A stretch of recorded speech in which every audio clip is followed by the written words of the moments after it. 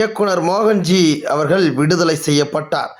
பாட்டாளி மக்கள் கட்சியின் நிறுவனர் மருத்துவர் ஐயா, பாட்டாளி மக்கள் கட்சியின் தலைவர் பசுமநாயகர் அண்ணன் அன்புமணி ராமதாஸ் அவர்கள், சட்ட போராளி வழக்கறிஞர் பாலு அவர்களின் சீரிய முயற்சியால் இயக்குனர் மோகன்ஜி அவர்கள் விடுதலை செய்யப்பட்டார்.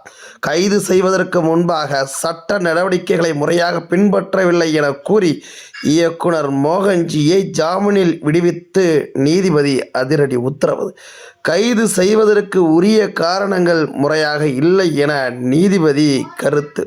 நேற்று மாலை வழக்கு பதிந்து இன்று காலையில் கைது செய்தது ஏன் என கேள்வி. அடுக்கடுக்கான பல சந்தேகங்களை எழுப்பிய மோகன்ஜி அவர்களின் கைது சம்பவத்தில் நீதிமன்றமும் சந்தேகத்தை எழுப்பி இருப்பது குறிப்பிடத்தக்கது. பழிவாங்கும் நோக்கத்தோடும் மோகன்ஜியை கைது செய்ய வேண்டும் என்று கங்கணம் கட்டிக்கொண்டு காவல்துறையை ஏவி இன்று காலை அவரை ஏதோ தீவிரவாதியை கைது செய்வது போல் கைது செய்து அழைத்துச் சென்றது காவல்துறை.